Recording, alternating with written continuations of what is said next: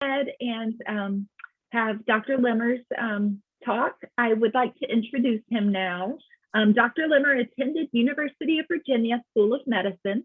He completed his residency at McGaw Medical Center at Northwestern University and completed fellowships in gastroenterology and transplant hepatology at McGaw Medical Center of Northwestern University. He is a huge University of Virginia fan, especially basketball. He loves to golf, but somehow is still terrible. And his wife and he and his wife purchased a home when they moved to Atlanta that is 1.1 miles from the home that his wife grew up in childhood. And without further ado, I would like to turn it over to Dr. Lemmer. Thanks so much for being here. Of course. Thank you for having me. All right. Well, nice to see everybody. This is really exciting. This is the first talk I've actually given since I've finished training. So it's kind of my first professional talk, and it's so professional that I'm doing it in my parents' basement. This is the first time that I've gotten to see my parents with my daughter since COVID came around. So I didn't want to miss the opportunity to see them or talk with you guys. So my mom built 2 different doll houses for my daughter. So she went all out to make sure that she would come back. So let me get my PowerPoint up here. Just gonna share the screen.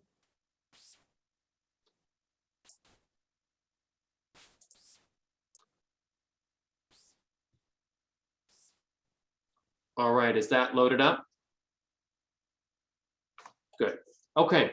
So what I was asked to do is to give a talk for people who are post-transplant, so everybody that's in this room, essentially talking about, all right, so we've gotten past the finish line, which we initially think, which really isn't the finish line of getting the liver transplant, and now kind of what are the questions and what is kind of the life to expect after having a transplant. So a little introduction to myself, but just so people know who I am. So this is a picture of a star, which Roanoke, Virginia is actually where I grew up, and that's where I am now. And it's called the Star City because on top of Mill Mountain, which is the big Roanoke mountain, there's a big electronic star. So that's kind of what people associate with it. And then, as was mentioned, I'm a huge UVA basketball fan. So trained in the Midwest and luckily got to go to Minneapolis when they won the Final Four and college basketball championship. So that was exciting. And then I spent 7 years actually doing all my training at Northwestern Medicine before I ended up back in Atlanta and at Piedmont, which is, like I said, a mile from where my wife grew up. So it makes my wife very happy, which makes my life happy. And really got interested in transplant while I was at Northwestern. I worked with a great group there they have in Chicago. They're the biggest transplant center in the Midwest. And so it got me really excited about transplant and specifically liver transplant. And then I kind of making a joke, which I already kind of mentioned, is from all of this hard training, it ended up getting me back in my parents' basement, like Wayne and Garth, which I am now giving you this presentation. So moving on to the presentation, I think, a lot of people talk about the numbers of transplants that are done in the US as kind of a starting point for their talks, but I do think it is pretty impressive that, I think the take home from this is, you're listening from me, kind of a story of what life is going to be like after transplant, but really probably the best people to tell you are the people that have had transplants. And over 40,000 or about 40,000 people in 2019 had a solid organ transplant. About 9,000 of those were liver transplants. And there was a little dip down last year because of COVID, I think primarily, but I think this number is going to continue to rise. And so there's going to be more and more people that are living in kind of the post-transplant world. And so I think we're going to have more and more knowledge going forward of what is that life to expect, and having more support groups and et cetera that can really give us a good idea of what life is going to be like. So I think, as you guys all know, have gone past, quote unquote, the finish line of getting a transplant. I always think it's interesting when families and patients are kind of trying to get to the transplant, that it really seems like that is the finish line, and everybody kind of sees this bright and, glory-filled future where everybody's going to be happy right after the transplant. I always try to make sure that people understand that probably maybe a little bit more realistic of right after a transplant is that it's a little bit of a tough road. So, you're going to be in a hospital, you're not going to feel great.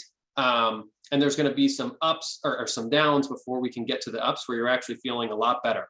And so I didn't know the exact time frame that everybody was going to be in after liver transplant. And so I wanted to go through a little bit of kind of the very early kind of 1 to 6 months after a transplant for anybody that might be 3 to 6 months post, to kind of give you an expectation, or what are some things to expect that are kind of normal.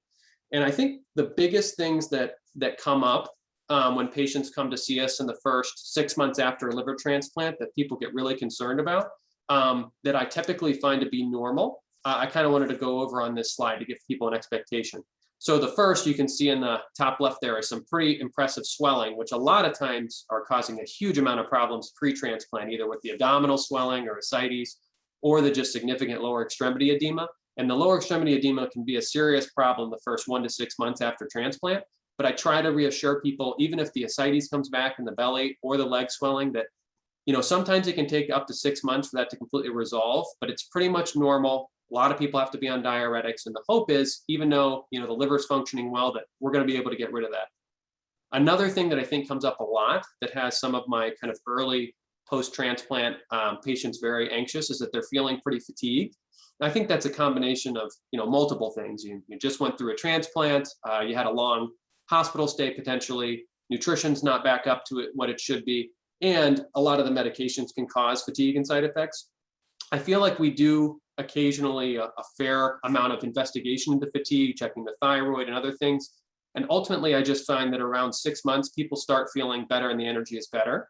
So for anybody out there that's having this issue kind of right after a transplant, hopefully the patients would agree with me that's a little bit further from this, that usually this starts to improve really after you get out of the first 6 months. Then on the top right, that's a medication side effect. So that's somebody's hands that's having a tremor. So one of the things that tacrolimus or cyclosporin, which I'll talk a little bit more about, which are really the staple medications to prevent the liver from having rejection. These medications, especially early on and at high doses, can have people have some side effects, like a tremor specifically, a little bit of headache, sometimes feeling anxious. And I just wanted to let the people know that are 1 to 6 months out, people that have received a transplant, that often these symptoms start improving, even if the dosing isn't getting significantly better. Or isn't reducing, but usually it starts getting better in about 6 months. Often most people have had essentially resolution of the tremor. So sometimes people continue to have it after 6 months, and we can adjust the medications or switch the medications in order to try to make the tremor better. But in the first 1 to 3 months especially, I think accepting that it's part of the norm and that it will get better over time. Picture on the bottom left there is somebody with having abdominal pain, and kind of what the take home from is that a lot of patients will have some neuropathic pain around the scar or numbness around the scar. I get a lot of questions about people concerned that they have numbness, and really that's just kind of the post-surgical state, and I would consider it something normal. Often you don't get complete return of a normal sensation around that area, but often it dulls over time, and it's very infrequent for me to have patients after 6 months that are still having ongoing scar-related pain, unless they have something like a hernia, which is something that would need to be surgically fixed. So I try to reassure patients in the first 6 months that are having kind of a neuropathic type pain that it usually gets better. And then the other two things that really kind of pop up in the first 6 months after a transplant that we have to watch pretty closely are people's blood pressures, which tend to go low before you get the transplant. They tend to jump up after transplant, one, because now that the liver's functioning, the reason why your blood pressure was low has been fixed. And then two, a lot of the medications that we use can actually raise your blood pressure a little bit. So a lot of patients kind of get frustrated that the blood pressures are going up after transplant, but it's pretty normal and it tends to kind of settle itself out after the first 6 months. And then definitely on the bottom right, there is a picture of somebody checking their blood glucoses, which people can have a lot of problems with in the first kind of 6 months after transplant because of the steroids predominantly and some of the other medications. But fortunately, most people that didn't have problems with diabetes pre-transplant, you can get through the first 6 months of checking your glucose levels, dealing with the diabetic medications. Usually that settles out, especially when we can get people off prednisone. And fortunately, when I start thinking about, post-transplant a year and beyond, this is kind of more of my hope of what things are going to be like. And this is what the predominant part of my talk is talking about, what can you expect to get back to? And really the hope that I tell people is that we try to get people back to normal life, whether that's physical activity or even, planning a family. So really, I think that our hope is to get people back to what I call, a new normal. So once again, at the beginning, talking about what to kind of expect right when you get out of the hospital, and kind of want to focus on what are the instructions going to be like for people that are kind of between 3 to 12 months and what to expect, as kind of the medication planning. What am I going to have to do for labs and follow-up? I just wanted to go through that. So first, I tried to make it as simple as possible for any patients that are, getting out of the transplant and thinking, what really is my medication regimen going to look like, and what is the purpose? So on this slide, this is just a general summary of pretty much all of the anti-rejection type medications that people are going to be on, which I'm sure everybody on this chat is familiar with. And kind of the three staple ones are the ones that are highlighted in red. And really the main medication is the tacrolimus or the Prograf. And so that's the main anti-rejection medication. And the real truth is that almost everybody that's post-transplant is going to stay on this for life. There's few situations where we will switch somebody off of tacrolimus and usually onto sirolimus or everolimus, which are listed further down on the list. But in most scenarios, if people are not having a problem with tacrolimus, I sometimes get questions from patients of, hey, I'm 3 years out, 5 years out. What is the data on trying to just stop tacrolimus entirely? And they actually have done studies on that. And in general, people tend to not tolerate it. So the general rule of thumb, not just at Piedmont, but at most places, is that if you can get somebody on tacrolimus alone long-term after 1 year, 2 years, then the risk of trying to get somebody off of it, unless they're really having a side effect, is probably not worth the benefit. And so I think in general, my answer to people are, the goal is to eventually just get you on tacrolimus, but we're probably gonna have to keep you to stay on that.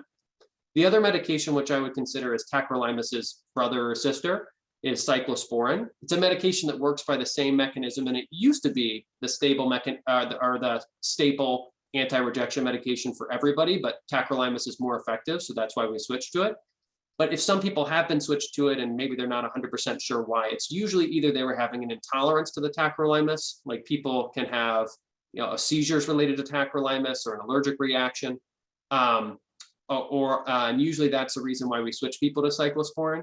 And if people are tolerating cyclosporin, didn't tolerate tacrolimus, then once again, the plan would be to stay on the cyclosporin, most likely for life.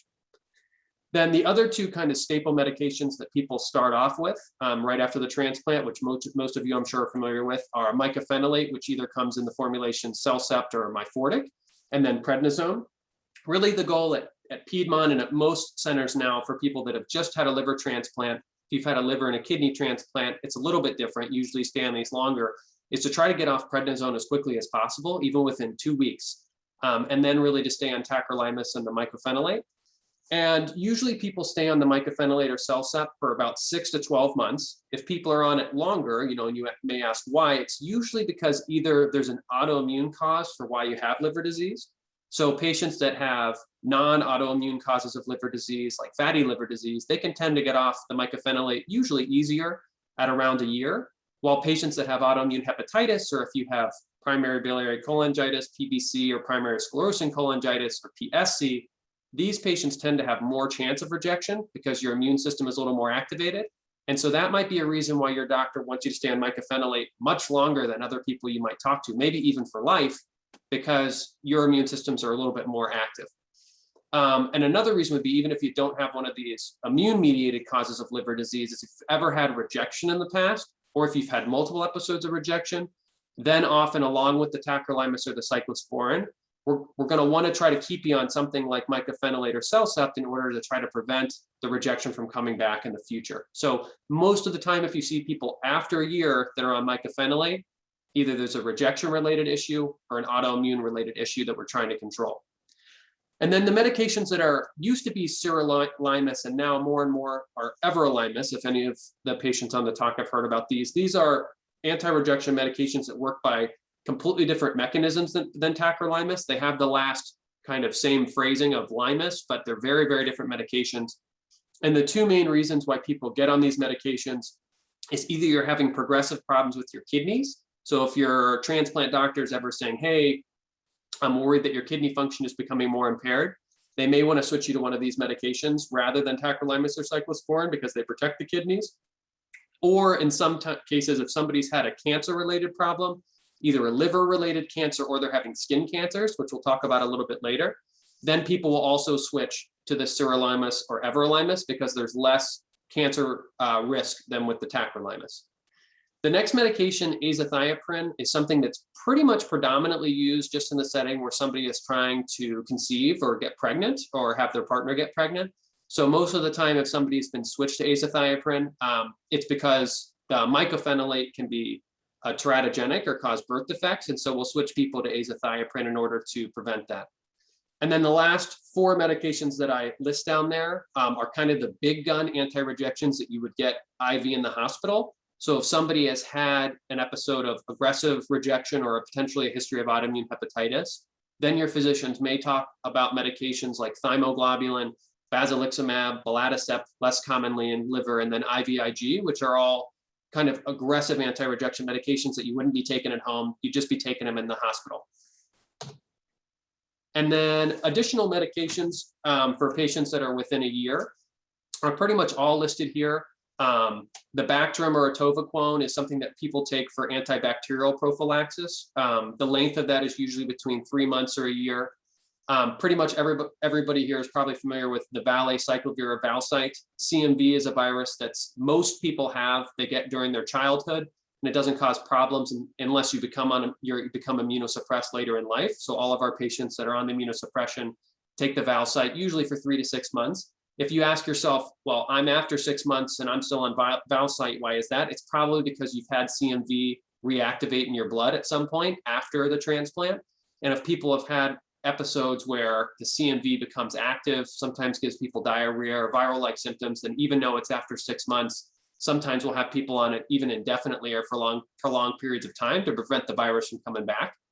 Another medication, which I would pseudo call related to the transplant itself, is aspirin. I would say, a lot of people are on aspirin either because of the hookups that people have for the veins that are connected to the liver, the arteries. They can have higher risk for blood clots depending on the anatomy, and the surgeon pretty much decides that. So you may have some people in here that say, I never had to be on aspirin, and others would say I was recommended aspirin, and it usually has to do with what was the anatomy when the liver was actually connected. So that's really kind of a surgical decision.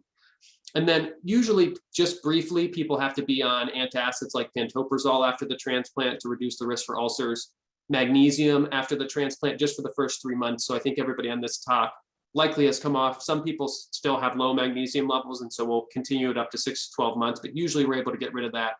Almost everybody right up front is on some sort of diuretic because of the post-operative swelling. I kind of touched on that earlier. Pretty much everybody that doesn't have a secondary medical reason for getting swelling is able to get off of those. And then obviously the pain meds, which hopefully people can get off fairly quickly. So what I try to tell people who are either freshly out from a transplant within 3 to 6 months, who are on a lot of medications and it seems very overwhelming, or people who are thinking about getting a transplant, which isn't anybody on this talk, is that, really the hope at 1 year is that your regimen is tacrolimus twice a day for your transplant. And there's little variations for that, like potentially some people will still be on the mycophenolate. Like I said, that's usually for an autoimmune related problem or for rejection, maybe aspirin, and then really non-transplant medications. So the hope is, if people on the talk here are still burdened by a lot of medications, that really by a year, especially in liver alone transplants, that you will really get to be on, much, much lower medication regimens to not be so burdensome. Then when it comes to kind of what to expect within the first year for clinic and lab follow-up, I usually break it down into 1 month, 2 to 6 months, 6 to 12 months, and then 12 months and after. I think the first month is really kind of a blur, which you guys are all familiar with, 1 to 2 weeks having clinic visits, 2 times weekly having lab visits. At 2 to 6 months, things usually get better. You're having clinic visits, about monthly, getting labs, usually weekly.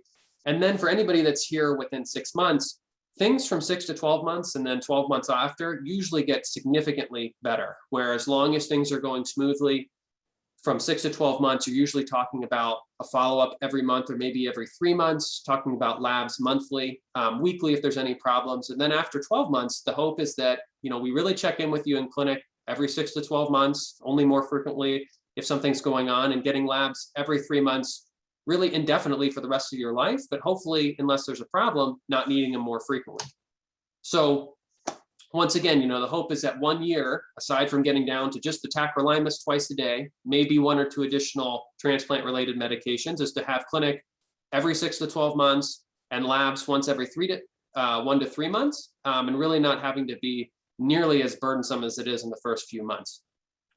And then in terms of imaging and biopsies, if people have been recommended that, not sure why, usually the imaging tests are just for people that had a history of liver cancer as a predominant reason for why they needed to have a transplant. And it's different at every center. Piedmont, Emory, they all have different protocols.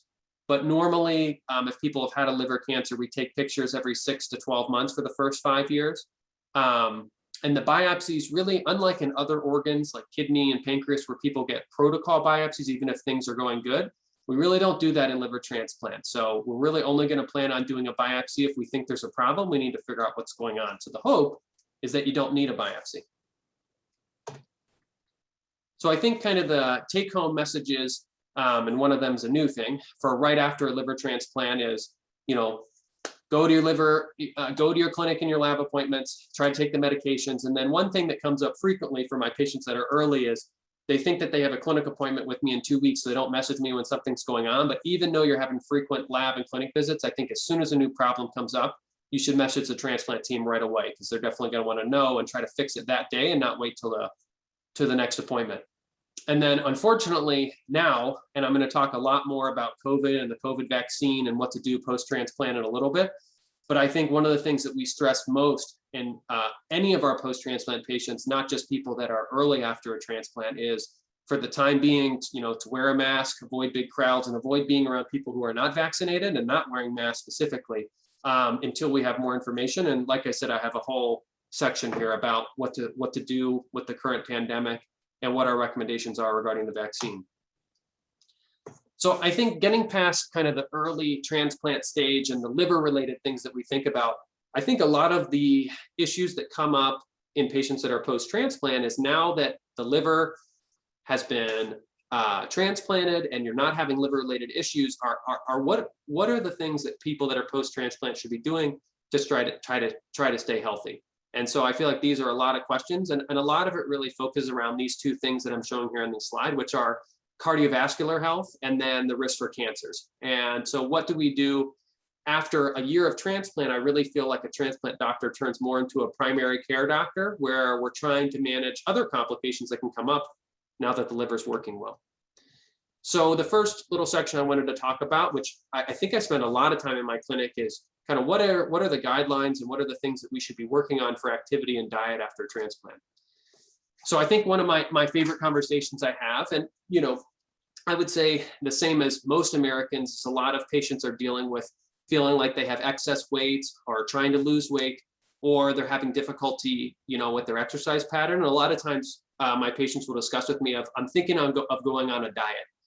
And I bring up this slide here because I always think of a diet as something that you should do before you're trying to go to a wedding. Like maybe if your child's getting married and you really want to lose weight to get into a dress or to a suit, then you want to do a diet. Or if you think, okay, well, I'm going to go to the beach and I want to lose a few pounds. But what I try to tell people is that if by losing weight you're trying to be healthier, then really a diet is not the right thing to do. It's a lifestyle change. And that's kind of what I'm trying to show on the right there is, rather than saying I'm going to make a bunch of huge changes in my diet and try to drop 10 pounds in a month, I really think what people are asking is, how can I be healthy for a long period of time? And usually that's less dramatic change and more small changes that you can make over a long period of time in order to sustain a healthy weight. So, I think really for post-transplant patients, our dietary recommendations are very, very similar to the general population. I took some of these slides right off of ushealth.gov. They just updated their dietary guidelines to be updated from 2020 to 2025. The only thing really transplant specific here is in the top right. You can see that I've got two different food groups that are kind of crossed out. And I think it's something that really continues throughout all post-transplant. The first is, unfortunately, a lot of my patients ask me, but I would be hesitant in anybody that's on immunosuppression of eating uncooked or raw meats, specifically like sushis and fish. And the reason are there's specific types of food poisoning, if you will, or bacteria that live in these uncooked fish that when people are on immunosuppression can get really sick. So I think, cooked sushi is fine, sushi rolls where the fish is cooked. But raw seafood, I think, is something that I would not advise to my post-transplant patients. And then the other thing, which I'm sure everybody here post-transplant has heard of, is grapefruit. The grapefruit juice really, really, really interferes with your tacrolimus levels, and it can make them go completely out of whack. So unfortunately, if you're going to stay on tacrolimus or cyclosporin, we really specifically tell people to avoid that. Otherwise, I think when it comes to a healthy diet and people saying that they want to make changes, probably the single most problematic thing that's happened in American culture over the past 15 years is the remarkable increasing amount of sugar that people were eating. You know, in the 1990s and the 2000s, where people made it a fad to say that fat was bad, the company started replacing sugar or the fat with sugar just constantly. And if you look here at the bottom right, this is a poll of all Americans that show how much sugar people get in. And it really, the three biggest things are sugar sweetened beverages like Coca-Cola, which living in Atlanta, you know, we're the home of Coca-Cola, is a huge problem. And I think a lot of my patients, either through sweet tea or through sodas, it's a big area that people could tackle. And otherwise desserts, and then coffee and tea, where, you know, black coffee is very healthy, but if you add a lot of sugar and milk into it, it can start getting very caloric. So when I talk to my patients and they try to ask me about quote unquote dietary type changes, I usually kind of talk about this figure in the bottom left, where it's really, rather than making dramatic changes in your diet, making small changes. So one of the biggest things I talk about is trying to replace things like soda with sparkling water, to try to avoid those extra calories that don't have any real nutrients in it. And then making changes like avoiding sweetened cereal and trying to eat standard cereals, or replacing sugar-filled yogurts with non-fat Greek yogurt. And I really think this type of strategy is much more useful than, you know, intermittent fasting and other types of diets, which tend to be very difficult to keep doing throughout your entire life. So my kind of quick and easy post-transplant lifestyle tips that I try to work with everybody is to try not to drink any calories at all. So if you're having any problems with your weight, I always tell people all of your calories should be through food and not through drinking. And probably the easiest way I've helped people is to try to get them into like a LaCroix or some other type of sparkling water, because all of the other sodas and teas and milk all have a lot of calories. I think another thing that is a very Western thing to do is that we tend to eat a lot of food at dinner time and then a lot of food after dinner. And so I've had patients that have definitely had success where, if we're trying to tackle one time of the day to avoid food, is after you've had dinner, which in America tends to be a large meal, really trying to avoid eating anything else before you go to bed.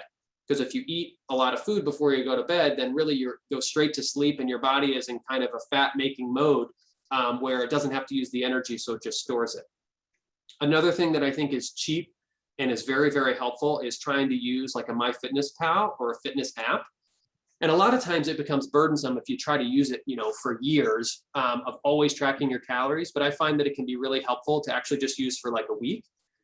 Try to track what you're eating for that period of time, and seeing, you know, 3 to 4 different items that have, you know, a huge amount of calories that you didn't realize were so caloric, and just trying to make a few changes to take those out while maybe not having to change what you're eating dramatically. And then I think just trying, and I'll talk a little bit more about activity, but trying to incorporate activity into every day. It doesn't have to be, you know, standard exercise, but something that keeps your metabolism going. And talking about that, actually on the US health.gov site, they have a great updated kind of guideline on physical activity.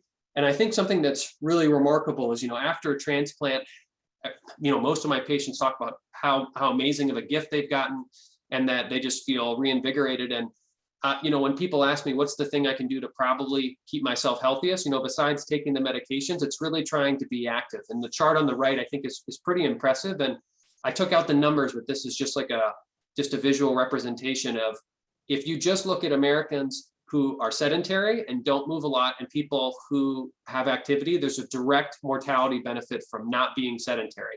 So I think rather than, you know, frankly, doing exercise, if you think, okay, well, you know, I've got knee problems or shoulder problems, you know, there's a lot of different things that you can do, and anything that you can do where it's not sedentary, getting a standing desk, anything like that is probably as beneficial as anything that your transplant doctor is going to tell you in the clinic when it comes to checking cholesterol, checking your blood pressure, checking your glucoses.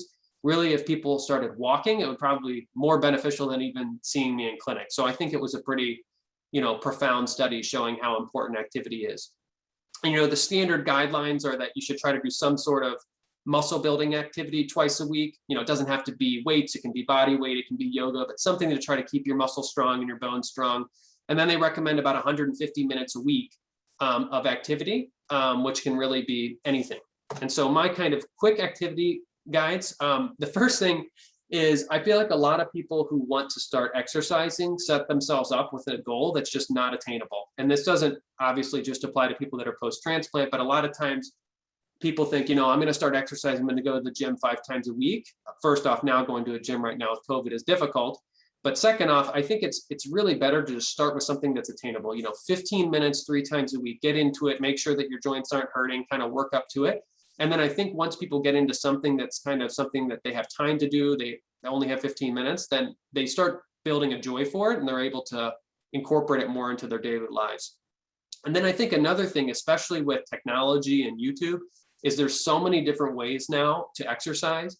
For people that don't like walking, even for people that don't like running, you can seriously go to YouTube and get anything you want, any type of workout class, any type of yoga, any type of activity you can think of, you can get for free on YouTube. And if you really like that type of activity, then there's various different ways that you could pay for trainers, et cetera, but really most of it you can find for free.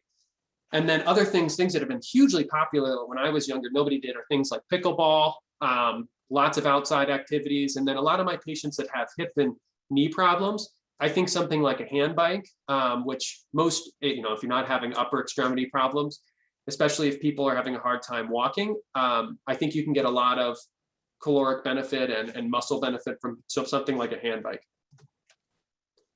So aside from the medications and then kind of the diet and lifestyle and activity, a lot of what happens after the first year of transplant is, like I said, going back to primary care and preventative care to make sure that, the same problems that can happen to anybody that doesn't have a transplant that we're trying to monitor for. And there's a few things that are specific to patients that have had a transplant that you're a much higher risk for.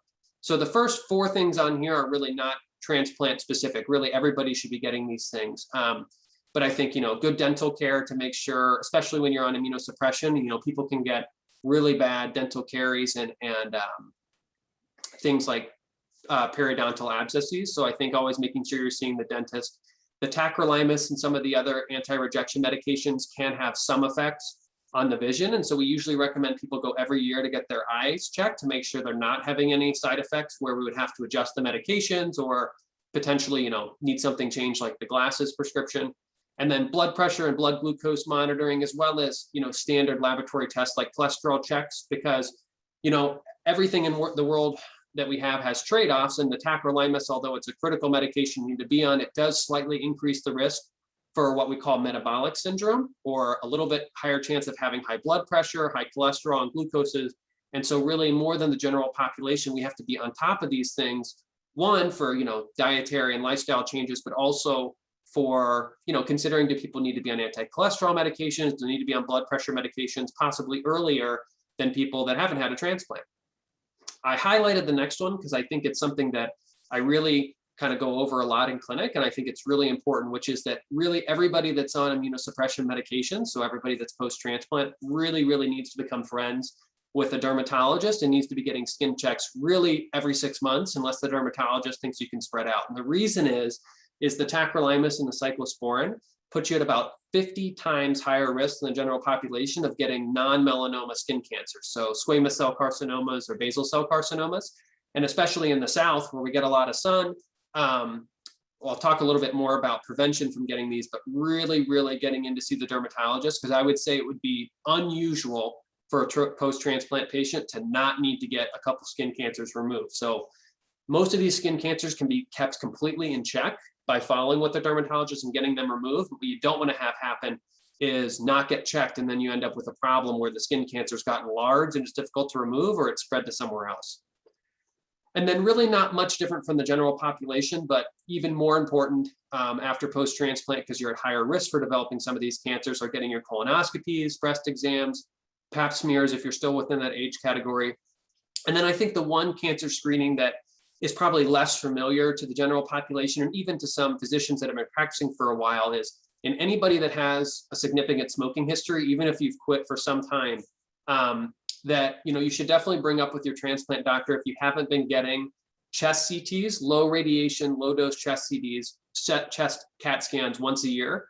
Then there has been recently very good evidence showing that it has an increased survival benefit for people, decreased risk for advanced cancers if people are getting screened. And I think this is one of the cancer screening tests that probably people aren't as up on because it's a newer recommendation. So for any of my patients here who maybe previously smoked, but have recently quit or quit, 5-10 years ago, to bring up what your smoking history was with your transplant doctor or your primary care doctor, because it's very likely that you could qualify for the guidelines to be getting these yearly screens, which have been shown to reduce mortality.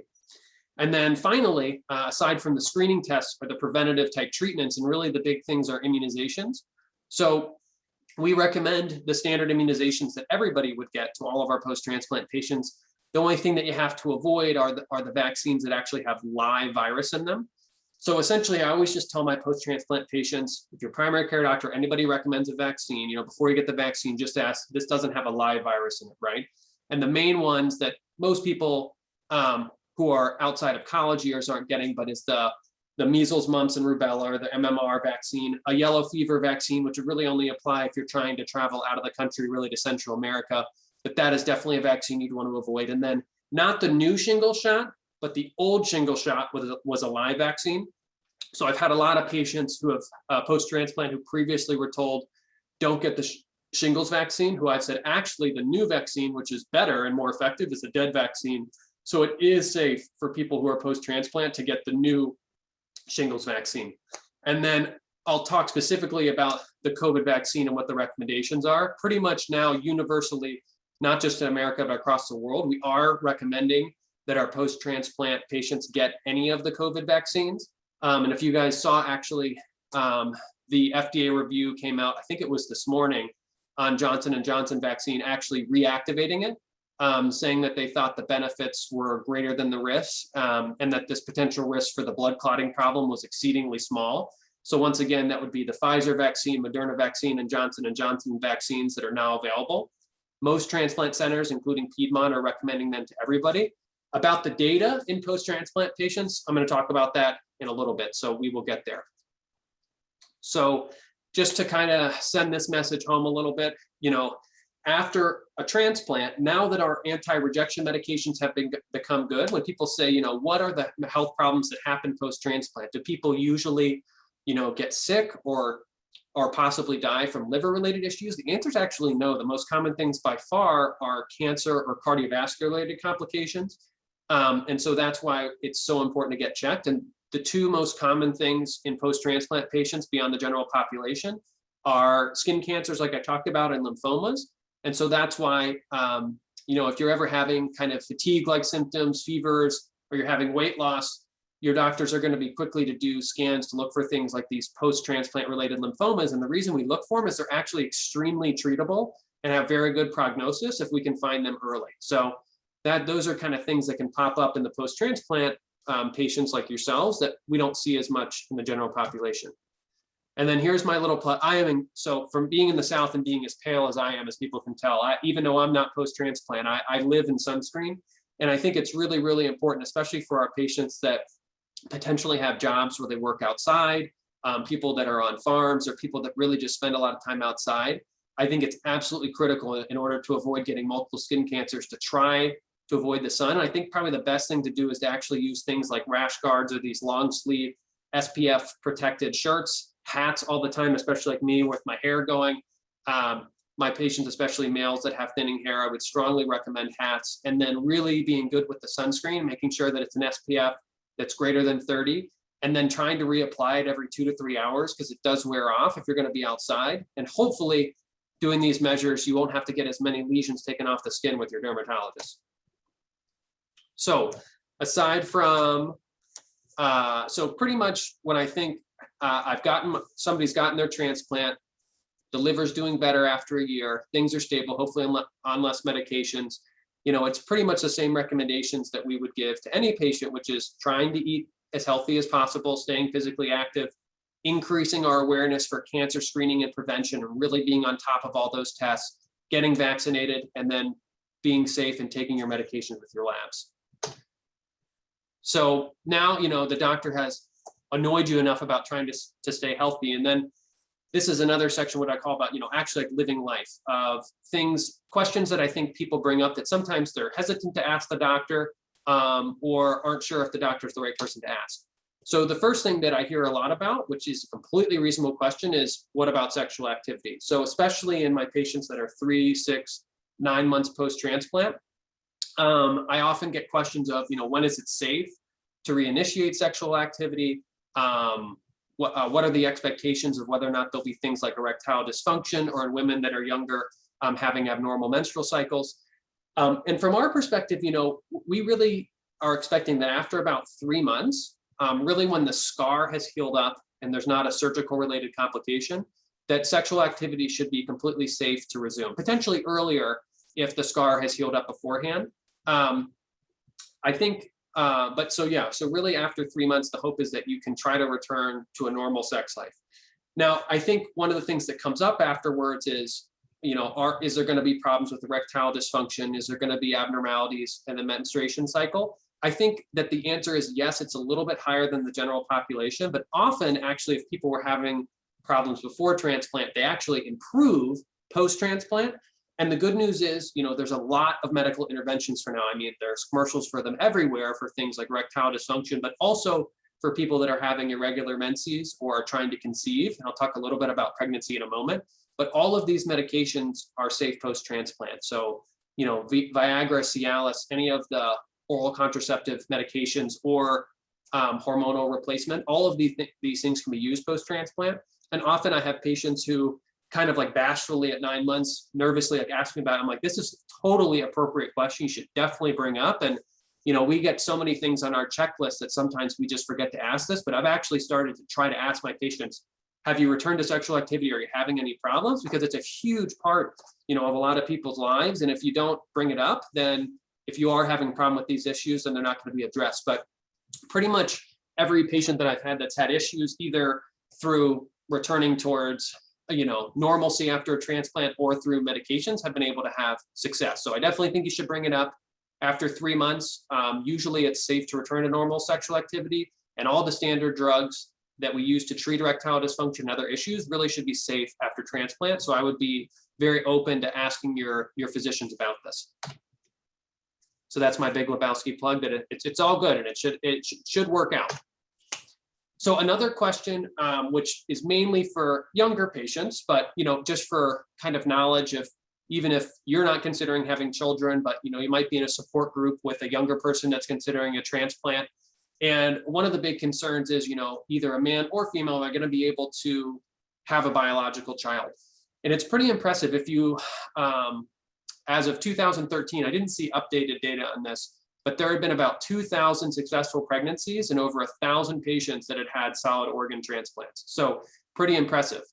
There's been a lot of people who have had, liver, kidney, heart transplants that have been able to go on and have biological children. And the good news is that almost all of the medications post-transplant are safe in pregnancy and breastfeeding. The big exception is mycophenolate, Cellcept or Myfortic. So what I do tell my patients, or if you're in a support group with somebody that's younger or yourself are thinking about getting pregnant, is both men and women. If you're on anti-rejection medications, definitely talk to your transplant team if you're thinking about having a child. And the main thing that you have to remember is that if you're on the Cellcept, mycophenolate, Myfortic, these are teratogenic, which means they can cause birth defects. And really, really, really, we will try to transition you off this medication to another medication, usually azathioprine, which is the main reason why we use that medication, is for somebody that's trying to have a child. And we usually try to have people off for 3 to 6 months before they try to conceive. And so my younger patients who are in the age where they could conceive, I usually tell them to use 2 forms of birth control until they're off this medication. But the good news is, once we can get you off this medication, or if you're not needing it anymore, then I really tell people, you should follow with high-risk maternal fetal medicine. So if anybody's thinking about it, they're going to want to have closer monitoring just to make sure that everything's going okay with, mom and baby. And you should talk with the transplant team, because there's only a few things that would really make us hesitant, which is, if you're having active rejection or a current problem, it's probably not the best time to be thinking about it. And it's not that we don't want you to get pregnant or father a child, but we want to try to get things under control before you do so, and so we can help you in the best way possible. One really cool story that happened during my training that I think just reinforces how we want people after transplant to get back to life is a young girl who had autoimmune hepatitis that actually in her teenage years needed to have a combined liver and kidney transplant. She was a patient of my mentor at Northwestern, and she actually gave birth to a daughter named Autumn, which is why I have this picture up here, on Christmas. So a post-transplant patient who had a liver and a kidney, who had a healthy baby who was born on Christmas that she named Autumn. And I think it's just kind of a powerful story. And when they interviewed my mentor and they said, you know, how risky was this, et cetera, as he said, you know, the whole purpose of transplant is to get back to normal life. And so these are kind of the special moments that show us, you know, and a young girl who wouldn't have even been alive, the ability to have a successful pregnancy, have a daughter, and especially on Christmas Day, it was really a touching story. I think another question that comes up a lot in the post-transplant setting is that, you know, the liver's doing good, you're feeling okay, but now you need an elective surgery. And the most common thing that comes up for sure that I talk to my patients about is an orthopedic type surgery. So a knee replacement, a hip replacement, a shoulder surgery. And I think the big take home point that I talk to, you know, the physicians that are thinking about doing these surgeries, the orthopedists are very, very nervous. I usually tell them, you know, I would treat the post-transplant patient like your normal patient. If they need a surgery, they need a surgery. Usually most of the immunosuppression medication should not be changed at all around surgery. So that's something I emphasize to the patient and the surgeon is, you know, after the surgery, don't stop the immunosuppression medications, continue them at their current doses. Usually at the time when you're getting surgery, the immunosuppression is low. The only exception to that is if you're on sirolimus or everolimus, these medications can impair wound healing. So I have a patient, I'm doing this right now, but if you're taking one of these medications and somebody's thinking about doing a surgery, definitely talk to your transplant team because they're going to want to switch you off this medication in order to not have wound healing problems. So you usually want yourself off sirolimus or everolimus for 3 months before and after an operation so that there won't be problems with wound healing. Otherwise, if people are on mycophenolate and tacrolimus, we continue at the current dose and just watch. The only other real times when I advise a patient or a surgical team to maybe pause or not move forward with an elective surgery is if people are currently having rejection, if they've had a recent complication, or if the kidney, if they have very advanced kidney damage, then they should consider, you know, maybe prolonging if it's not an urgent operation. But otherwise, we really don't ever tell people to not move forward with elective surgery. A lot of my patients, one of the main reasons they want the liver transplant is they have horrible hips and they can't get them fixed until their liver is better. So I think it's something that we shouldn't ignore and that people, you know, should be able to get their elective surgeries. All right, so the last part of my talk before I get to questions, sorry, I was taking a little bit longer than I thought, is, you know, what are the updates in post-transplant patients in regards to COVID and in regards to getting the vaccine? And so all of these headlines here are from trials that have been done at Johns Hopkins predominantly. They're not prospective studies. I'm going to talk about actually a prospective study that we're doing at Piedmont and a few other centers to look at how post-transplant patients do with the vaccine. But these are kind of all the early data compiled of how are post-transplant patients doing with the COVID vaccine. And I think kind of the take home is that unfortunately at this time, the evidence would suggest that the efficacy or the effectiveness of the vaccine is not as high in people who are post-transplant on immunosuppression as it is in the general population. So if you look at the general population, when they got their first dose of the Pfizer or the Moderna vaccine, about 85% of people have protective antibodies. And in our post-transplant patients, which you have to remember, they could be on a lot of immunosuppression or a little immunosuppression. It wasn't, you know, controlled for that, but there was 430 people after a transplant who got either the Pfizer or Moderna, only 17% had protective antibodies. So what we don't know from that information is, does that mean only 17% of people don't get sick? And probably the most important question is, well, even if I don't have protective antibodies, is my chance of being hospitalized or dying from COVID significantly better? Because even if your chance of getting COVID is higher than the general population after a vaccine, if it prevents people from getting sick and needing to be hospitalized, then I think that's more important than just not getting the virus at all. So I think there's a lot of information that we're still waiting on. Unfortunately, though, to relay just the true information that we have, the early results would say the vaccines are not as protective in our patients that have transplants. How protective? We're going to have to wait and see. But as of now, I don't think that they're kind of a get out of jail free card to reduce the risk to nothing. An important thing in a positive side, though, was that in 731 people in the Johns Hopkins program, that had had a transplant and got 2 doses of the coronavirus vaccine, the reactions that people had were very similar to the population. There was not, a very high rate of allergic reactions or anything like that. So it didn't seem to be it didn't seem to be less safe than in the general population, but the effectiveness seemed to be lower. So my take home until we get more information from that is, unfortunately, for all of my post-transplant patients, even if you've been vaccinated, I think until we have more information, the best thing that we can do is, unfortunately, to still try to wear masks when you're in public. And then if you're going to be with people who, are vaccinated, that are not immunosuppressed, I think your risk is low. But continuing to use the current CDC recommendations for keeping yourself safe until we have more information. So one really cool thing that we're involved in at Piedmont through Moderna is something called the Post-transplant study, which is a prospective study, meaning not retrospectively looking back, but going forward, of enrolling 220 solid organ transplant recipients. So 110 people approximately that have had a liver transplant, 110 people that have had a kidney transplant, and then 20 healthy controls that aren't on any immunosuppression, haven't had a transplant.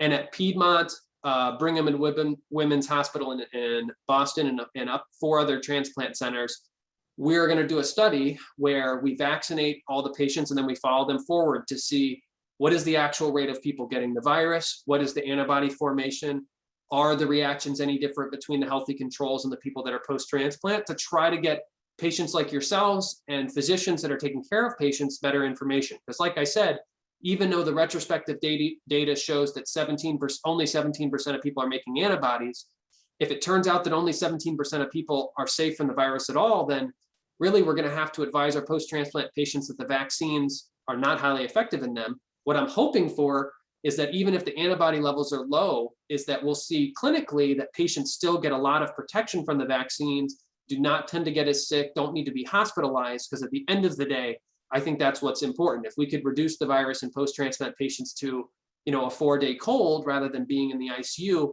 even if you don't have high levels of antibodies, that's obviously a huge win. So that information we don't have yet. And I think that's what we're trying to figure out from this study. So if anybody here has not been vaccinated and you're more than 6 months post-transplant from a liver alone, then this is something, and I'll show on the next slide, the contact, you could reach out to us about getting into the study. Now there are about 7 clinical visits. So if you currently don't live within 100 miles of the Piedmont Hospital in Atlanta, it may be a little bit tough to get there. But essentially what it would be is a call in or an email to our research coordinator that's on the next page. And on day 1, you would get labs with the vaccine. A week later, you would get labs. 2 weeks after that, or 3 weeks after that, you'd get your month later vaccine with labs. Then you'd have 2 follow-ups in the next couple of weeks. And then you would get lab and clinic checkup over the next year, really just following things like, are you making antibodies? Are there any signs that you're having increased risk for rejection? Because one of the things you worry about with the vaccine is, could it stimulate your immune system where you might have rejection of the liver? That's one of the things that's being followed. And then what's actually the rates of people contracting the virus after getting the vaccine. So I think it's a really cool thing to do. And we're hopeful that we're going to be able to give you guys better information for what you should expect from the vaccine. So if anybody is interested, I think they can send out the slides, but Natasha Morris is the Piedmont Transplant Institute research coordinator that's enrolling for the study.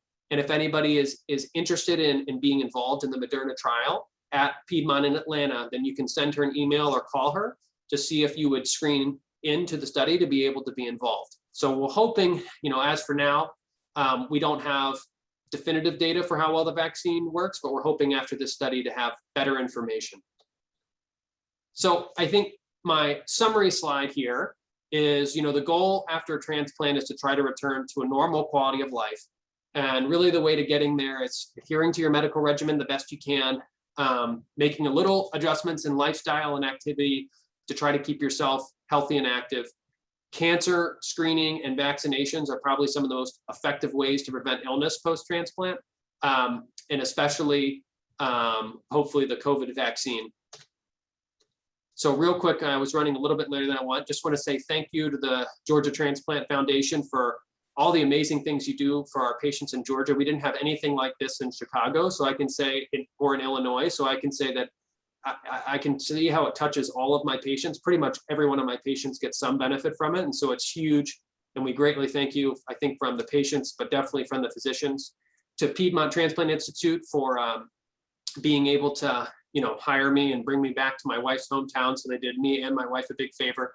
And then obviously, most importantly, for our patients, of course, the organ donors that were able to give so many people second chances, and then also to the caregivers, which do so much work to try to keep, the transplant physicians in line and then keep their loved ones safe at home. So I appreciate you guys having me for the talk, and happy to take any questions. Thank you so much, Dr. Lemmer. That was really an amazing presentation. You covered so much good material that is really helpful for everyone who's post-transplant. We do already have a couple of questions that have come in through the chat. Okay. How do you feel about the very occasional alcoholic beverage? So I always say this: I am somebody that's a straight shooter, and I always give people my honest answer. My true answer is that if you had alcohol-related liver problems or an alcohol problem before transplant, so if any portion of the liver disease was related to alcohol, or you ever had an alcohol-related problem, DUIs, legal issues, work issues, I think the best thing to do is avoid it entirely. Not specifically because a drink or two would hurt the liver, but just because alcohol has been a problem before. And if you've had a problem with an addiction or a habit, then usually complete avoidance is the best strategy. If you don't have if your liver disease was not related to alcohol, you never had any alcohol related problems, I usually tell people nothing for the first 3 years. And after 3 years, if you've had no problems, then probably having, a half glass of champagne at a wedding, or, an occasional drink of alcohol once a month, honestly, is not going to harm the liver. And so I think it's reasonable. I usually just tell people to avoid it in the first few years, even if they don't have an alcohol-related problem, just so that we're not adding in a confusing picture, because the liver is still kind of settling in within the first couple years. So Sure. Okay. Hopefully that helps answer the question. But Thank you. Yes. Another question is it normal to have dizziness from, I always pronounce the names of meds wrong, but sirolimus? Sirolimus, usually I don't associate it with dizziness. And the question I would ask, if they can give a clarification, is it, like vertigo, where you feel like the room is spinning and you're off balance, or is it orthostasis, where you feel dizzy when you're standing up and sitting down? Because those two are very different things. I classically don't think about sirolimus causing dizziness. One caveat that I will say is that any medication can potentially cause any side effects. So if you noticed that there was a time relationship of, I started sirolimus and then I got dizzy, I think it's possible. If dizziness has kind of been there for a while, it's not a classic side effect that I think about from the medication.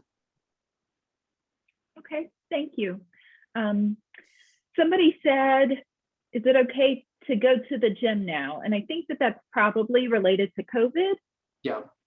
So my take on the gym is everything is risk benefit. I think currently right now, my personal opinion would be that the general population has not fully been vaccinated. I think, currently, the Biden administration goal is really by July 1st, everybody that wants to be vaccinated will have both shots. I think starting July 1st, if 75% of the US population has been vaccinated, there's going to be a portion of people that aren't going to get vaccinated, and the rates are lower than they are now, then I think going to the gym wearing a mask would probably be very reasonable. I would be hesitant right now especially, we live in the South, and I can tell you people have already stopped wearing masks. And so I bet if you go to a gym, there's going to be a good portion of people who are not masked. And probably, to be honest, the people that are not masked are people that are also not vaccinated. That's, I think, the general trend. So I would be hesitant to go to a gym right now until more like July, even if you've been vaccinated, based on the data I have seen. So I hate it because I love the gym. I haven't been going either. And I think exercise is super important, but I currently would be hesitant to go until kind of the parameters I stated in July, when the numbers are better, and that because right now, a lot of people that go to the gym, people in the 18 to 35-year-olds, they haven't been fully vaccinated yet. Right, right. Well, thank you. It's great to get that perspective on it and information. We've had a couple of people say, thank you, this was really awesome, we really enjoyed it. And that, they loved a session like this. Somebody asked a question, pets, I guess maybe is that is having different types of pets safe through the transplant process? Yeah, so the only pet that usually makes us nervous are pet birds. The bird feces actually carries a lot of fungus and bacteria that when you're on immunosuppressants can have increased risk for infections. So it's interesting, if you ever come in with weird infectious symptoms and we are having a hard time figuring out why post-transplant, we'll actually ask all our patients, do you own a bird? So if you had a bird before transplant, I'm a pet owner, I know it's gonna be tough to get rid of it. But if you don't have a bird, my recommendation would be to not get a bird after a transplant. Otherwise, I don't think, unless you have a cat that's constantly scratching or biting you, probably not at dramatically increased risk of having a cat. If you had to have a perfect scenario, I would have somebody else that you live with change the litter box, because there is some, specifically toxoplasmosis is a kind of bacteria fungus that lives in cat feces that you have a little bit increased risk of getting post-transplant. So if you have a cat and you can have somebody else do the litter box, I think that's pretty low risk, avoiding the bird. And then otherwise, we usually don't have too many problems with pets. Okay, thanks. That is something I had no idea. So thanks for sharing about, especially the bird. No problem. I know, the bird. A couple of other things. Somebody had a pretty specific question about his GFR. He says he's 5 years post-transplant. In the last 6 to 8 months, his GFR dropped from 53 to 45, on and on down to 38. And his dosage of tacrolimus is 2 milligrams and 1 p.m. Yeah. Any insight or suggestions? He really doesn't want to have another transplant. Yes. So it's one of the things that we always come with is the tacrolimus the cause of the kidney injury? In patients who don't have blood pressure problems, no diabetes, then usually if the kidney function is getting worse, then it's easy to pin it on the tacrolimus. If somebody has, if whoever's asking the question, if you're further out from transplant and you've been on similar doses of tacrolimus for years, then my suspicion would be it's probably less from the tacrolimus unless your levels have been higher. It is possible though, and something if you have not had problems with recurrent rejection and your transplant physician and you discuss and you feel that tacrolimus might be contributing, then that is the situation where we consider switching people from tacrolimus to either everolimus or sirolimus, because they do not have the kidney toxicity that tacrolimus does.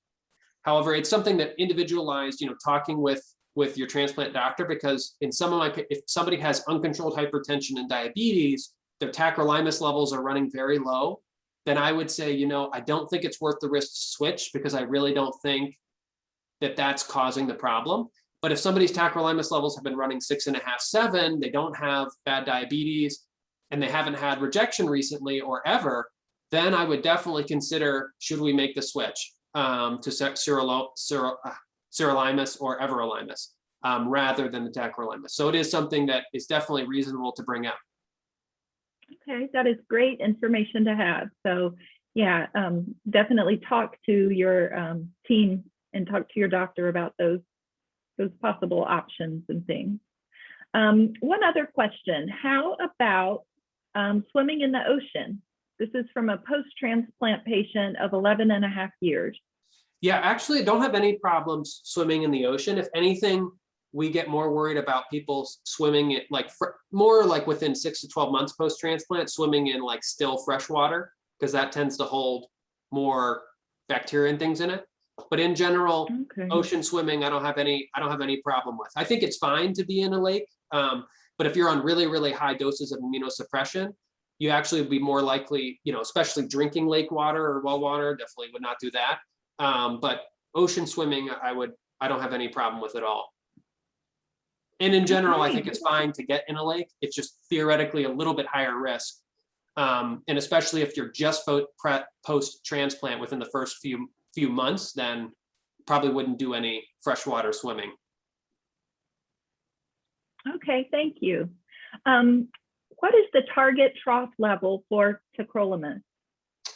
That's a great question. And it really, I'll answer it in two ways because I think this helps patients. So the first thing is, I'm glad you asked that. What's the target trough level? Because a lot of my patients get anxious because they'll say, hey, I know somebody that's only on 1 milligram of tacrolimus twice a day and I'm on 5. Why am I on so much? Really, the dose that you take does not matter. It's what your trough level is. So if you take 5 milligrams twice a day and your trough is 3, which is low, you're not having a lot in your system. Somebody that's taking 1 twice a day and their trough is 10, they have way more tacrolimus than you. So if you're concerned about your dose, this patient is asking it correctly. The trough is what matters, not how many milligrams you're taking. Now, the answer to what should my trough level be, it really depends on 3 different things. How close to transplant are you? So if you're close to transplant, usually almost every center is going to want your trough somewhere between 6 to 10. And close to transplant, meaning within 6 months. If you're 6 to 12 months, usually you want it a little bit lower, but more like 6 to 8. And then after a year, if you've had no rejection at all, no problems, most centers are looking somewhere between the 3 to 6 range. Usually we don't like to get much lower than 3. The only people who have lower than 3 are 10 years post-transplant, no rejection. If they're running 2.3, we're not going to worry about it because they haven't had problems ever. The other things are, have you had rejection or do you have an autoimmune related liver disease? If you've had rejection or you have an autoimmune related liver disease, likely we're going to have that level higher because your immune system is just more active. So it's not that we're trying to create toxicity, but rather than a 4, you might need a 7. So if you've had those problems and you wonder, why is my doctor keeping me on higher levels than other people? Rejection or an autoimmune cause of liver disease are the reason we're going to want the trough to be higher than those standard levels. And then the last thing, going back to what our other patient asked, is if you're having what we think are toxicities or specifically kidney injury, then we may try to ease it down. If your goal would normally be 6, maybe we try to keep it at 4. So the take-home point is it really depends if you've had rejection or an autoimmune problem, what your kidney function is, and then how far you are from transplant.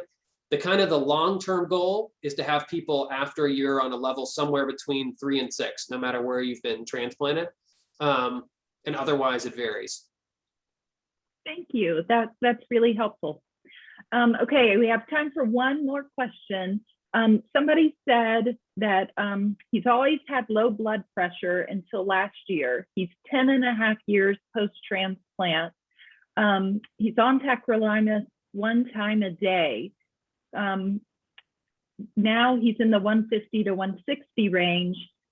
I guess can tacrolimus affect the blood pressure? Could they be related? I think it's really unlikely. My suspicion is that something else is going on. If tacrolimus is going to cause your blood pressure to be high, it's usually right after transplant when you're at higher doses. When you're taking tacrolimus once a day, and my guess is that you're on Invarsus, which is the long-acting tacrolimus, which has the option to take it once a day, or you're so far out that they just want you on a baby dose. Either way is fine. I think it's really unlikely with that dose it's causing the blood pressure to be high. And if you've never had high blood pressure till now, I think it'd be reasonable to bring up with your transplant doctor or your primary care doctor, could I have a secondary reason for high blood pressure? Things like, there's kind of multiple things that we think that can do that. I don't want to speculate, but sometimes we have to do an investigation where we check blood tests or check urine samples to make sure you don't have a new condition that's causing high blood pressure. So I don't think it's related to the tacrolimus, especially because you're on a low dose and you're so far out. And if it's really that your blood pressure has always been normal, now it's jumped, I definitely would bring that up with the team because I don't think they'll be worried about tacrolimus, but they might want to do more investigation to make sure you don't have a secondary reason for high blood pressure outside of just, normal aging. If it jumps up high like that, it's usually not just normal aging. Okay, thank you. Well, that's the time that we have for questions. I want to say again how much we appreciate you speaking, Dr. Lemmer. It really was a great presentation. I think that the other group who was in the breakout session is going to come back and join us now. And we're pretty much at the end of the day. Rita, are they? All right, well, thank you, everybody. Thank you so much, Dr.